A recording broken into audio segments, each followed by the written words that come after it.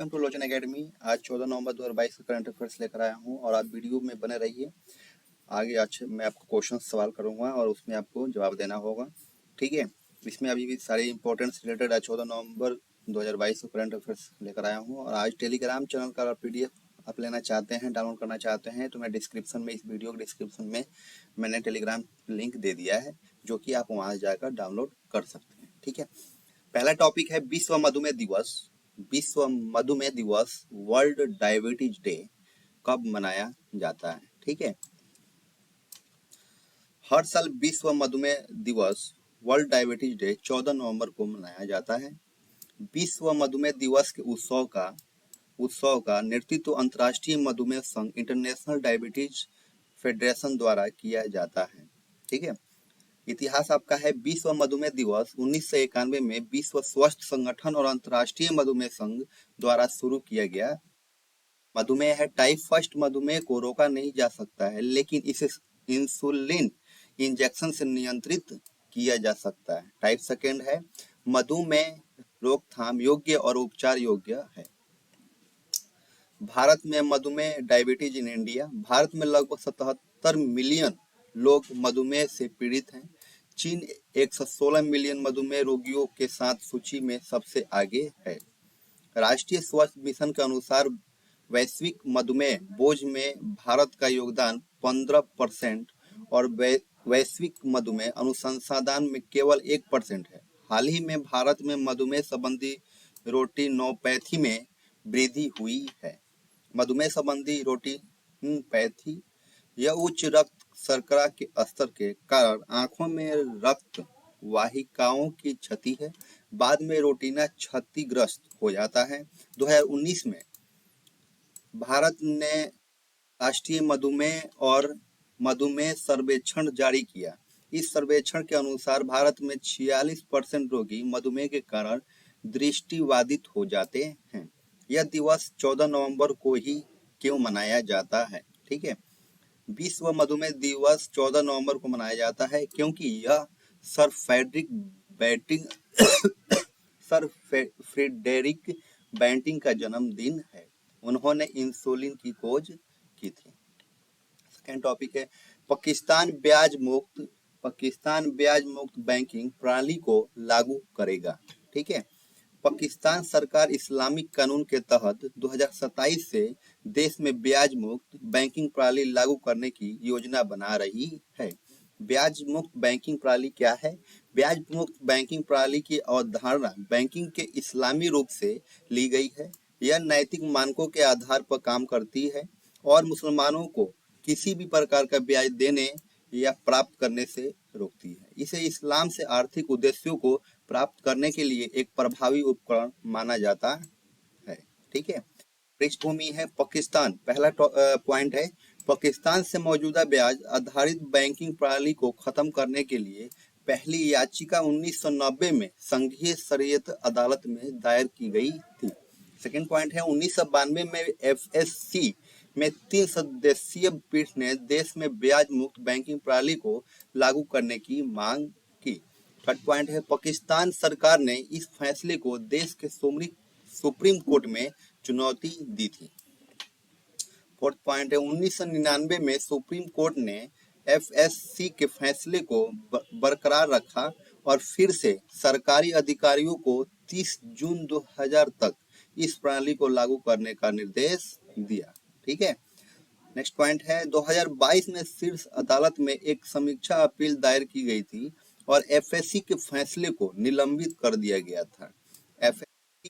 FSC की व्याख्या के लिए मामला वापस भेजा गया था। ठीक है, नेक्स्ट पॉइंट है अप्रैल 2022 में FSC ने फिर से 5 साल में ब्याज आधारित प्रणाली को समाप्त करने का आह्वान किया क्योंकि यह शरीर कानून के खिलाफ है। ब्याज मुक्त प्रणाली पर पाकिस्तान सरकार की क्या घोषणा है? पाकिस्तान के वित्त मंत्री ने घोषणा की कि सरकार ने देश में ब्याज आधारित बैंकिंग प्रणाली से छुटकारा पाने के लिए FSC के फैसले को लागू करने का फैसला किया है। उन्होंने घोषणा की पाकिस्तान का केंद्रीय बैंक और सबसे बड़ा राज्य के स्वामित्व वाला bank national bank of Pakistan FSc के फैसले को चुनौती देने वाली शीर्ष अदालत से अपनी अपील वापस ले लेंगे। ठीक है, ये हमारा करंट अफेयर था और करंट अफेयर्स के बेस पे हमने क्या बनाया है, क्वेश्चंस बनाए हैं। आइए हम जान लेते हैं। क्वेश्चन नंबर फर्स्ट है सीबीडीसी। सीबीडीसी क्या है? सीबीडीसी क्या है? तो आपका आंसर होगा central bank digital currency. CBDC Bharat में आरबीआई द्वारा जारी की जाने वाली एक डिजिटल या वर्चुअल करेंसी है। ठीक है। क्वेश्चन सेकंड है ड्रोन क्या है? क्या है ड्रोन? क्या है? आंसर है ड्रोन बिना किसी मानव पायलट, चालक दल या यात्रियों के बिना एक हवाई वाहन है। यूएवी एक मानव रहित विमान प्रणाली का एक घटक है जिसमें जमीन आधारित नियंत्रक और यूएवी के साथ संचार की एक प्रणाली शामिल है। क्वेश्चन नंबर 3 है भारत ड्रोन महोत्सव 2022 क्या है? भारत ड्रोन महोत्सव 2022 इंडियन ड्रोन फेस्टिवल 2022 27 मई और 28 मई 2022 को आयोजित 2 दिवसीय कार्यक्रम था। सरकारी अधिकारियों, विदेशी राजनयिकों और सशस्त्र बलों, केंद्रीय सशस्त्र पुलिस बलों, सार्वजनिक उपक्रमों सहित 1600 से अधिक प्रतिनिधि, निजी कंपनियों और ड्रोन स्टार्टअप ने इस उत्सव में भाग लिया। नेक्स्ट क्वेश्चन है टॉम्ब ऑफ सैंड उपन्यास के लिए अंतर्राष्ट्रीय बुकर पुरस्कार किसने जीता? गीतांजलि श्री हिंदी लेखक के उपन्यास रिट समाधि टॉम्ब ऑफ सैंड ने 26 मई 2022 को अंतर्राष्ट्रीय बुकर पुरस्कार जीता। ऐसा करने वाला यह हिंदी से अनुवादित पहला उपन्यास बन गया है। नेक्स्ट क्वेश्चन है टॉम्ब ऑफ सैंड उपन्यास के लिए अंतर्राष्ट्रीय बुकर पुरस्कार किसने जीता? गीतांजलि श्री हिंदी लेखक उपन्यास रीड समाधि टॉम सैंड ने 2022 में अंतर्राष्ट्रीय बुकर पुरस्कार जीता। नेक्स्ट क्वेश्चन सेना में पहले महिला लड़ाकू पायलट कौन बनी है? कैप्टन बबिलास ब्राग फाइटर एयरक्राफ्ट कैरियर के रूप में आर्मी एविएशन क्रॉप्स में शामिल होने वाली पहली महिला अधिकारी बन गई है। नेक्स्ट क्वेश्चन परम परोल सुपर कंप्यूटर क्या है? परम परोल 838 टेराफ्लॉप्स सुपर कंप्यूटिंग सुविधा है जिसका उद्घाटन एनआईटी तिरुचिरापल्ली में हुआ। नेक्स्ट क्वेश्चन विश्व तंबाकू निषेध दिवस 2022 का विषय क्या है? विषय क्या है? 2022 में इस दिन का विषय हमारे पर्यावरण के लिए खतरा है। एशिया कप 2022 हॉकी टूर्नामेंट में इंडोनेशिया को 16-0 से किसने जीता? भारतीय पुरुष हॉकी टीम ने जकार्ता के GBK sports complex hockey stadium में एशिया कप 2022 पूल ए के अपने अंतिम मैच में मेजबान इंडोनेशिया को 16-0 से हराया और कॉन्टिनेंटल मीट के दूसरे दौर के लिए क्वालिफाई किया। ये हमारा क्वेश्चन और आंसर था और जीके स्टैटिक जीके के बारे में हम आगे बढ़ लेते हैं। क्वेश्चन नंबर फर्स्ट है संविधान के प्रथम अनुच्छेद के अनुसार भारत है।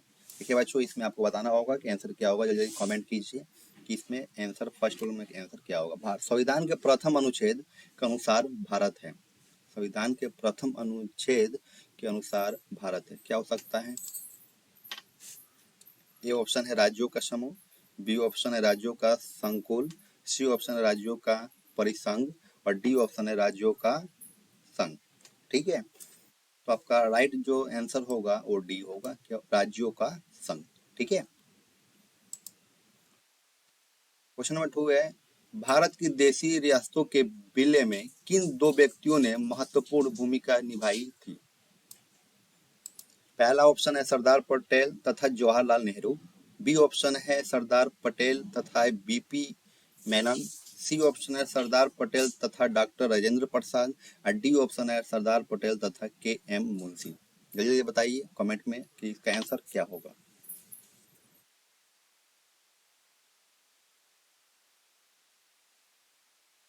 राइट आंसर है बी। ठीक है। क्वेश्चन नंबर 3 है संविधान में हमारे राष्ट्र का उल्लेख किस और किन नाम और नामों से किया गया है? ए ऑप्शन है भारत तथा इंडिया, बी ऑप्शन है केवल भारत, और सी ऑप्शन है हिंदुस्तान तथा इंडिया, और डी ऑप्शन है भारत, हिंदुस्तान तथा इंडिया। जल्दी जल्दी कमेंट कीजिए कि इसका आंसर क्या हो सकता है। राइट आंसर है ए, भारत तथा इंडिया। ठीक है, आपका ए ऑप्शन राइट है। क्वेश्चन नंबर 4 है, भारतीय संघवाद को सहकारी संघवाद किसने कहा था? A option G Austin, b option K C Wheare, और c option sir Ivor Jennings, और d option D D Basu. जल्दी बताइए कमेंट में क्या आंसर हो सकता है क्वेश्चन नंबर 4 का।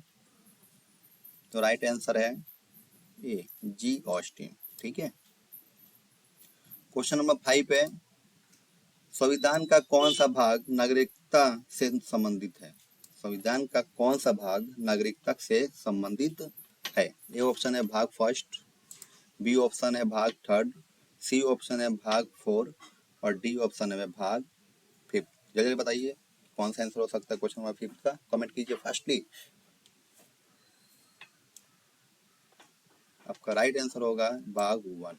भाग 1 में नागरिकता का संबंधित रखा गया है। ठीक है, क्वेश्चन नंबर आपका 6 है, भारतीय संविधान निम्न में से कौन सी नागरिकता प्रदान करता है?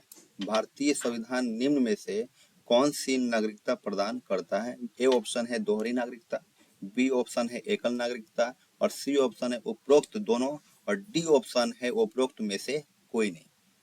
फास्टली कमेंट कीजिए राइट आंसर कौन सा हो सकता है।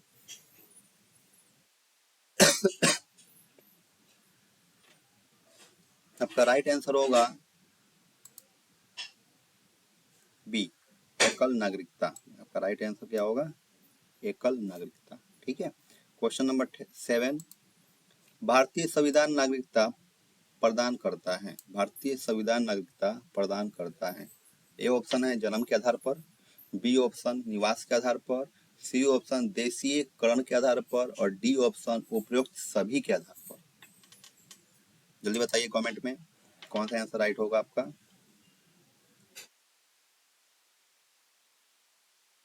राइट आंसर आपका है डी, उपयुक्त सभी के आधार पर। ठीक है, हमारा यहाँ करंट अफेयर्स खत्म हो गया और आपको मुझे आशा है कि आपने बहुत अच्छे से समझा होगा।